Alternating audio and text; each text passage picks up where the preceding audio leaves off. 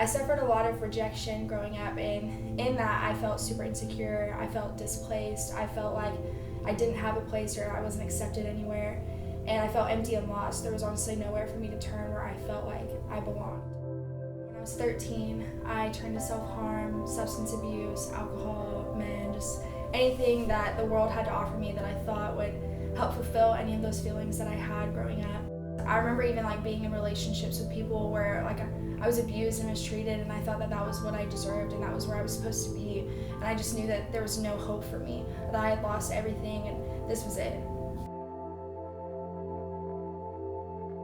My sophomore year of high school, I attempted suicide. I tried to overdose on drugs and woke up the next morning and I was kind of angry. I was like, man, I can't even get death right. I can't even do that. And thankfully, God had other plans for me.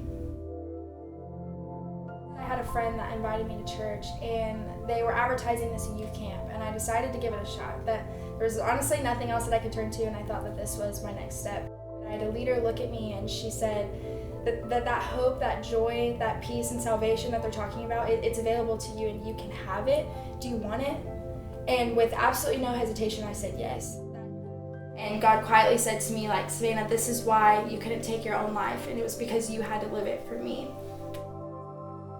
I remember feeling for the first time in my life accepted into something, and despite what I had done, despite what I've seen, the things that I've heard and said, that somebody wanted me for who I was and someone died for me. And it was completely unfathomable to me that while I was still a sinner, Christ died for me. And that was honestly the ultimate thing that pushed me into making a decision to declare that Jesus was Lord of my life. It was a 180-degree turn overnight. I knew that if this was going to work, I had to go all in, and that was exactly what I did. I was in church every time the doors were open. I told every single person I knew about what Jesus had done in my life, and I went all in full force. Today, I am actually pursuing the call that God has placed on my life. That it's absolutely crazy that He took one girl from Houston, Texas, who was an addict, and took her all the way to Birmingham, Alabama, to pursue the call that God has placed on her life. That I ended up at Highlands College, and I now get the opportunity to serve at the Alabaster campus at Church of the Highlands, and I plan on spending the rest of my days just telling everyone how gracious and faithful God has been to me throughout my entire life.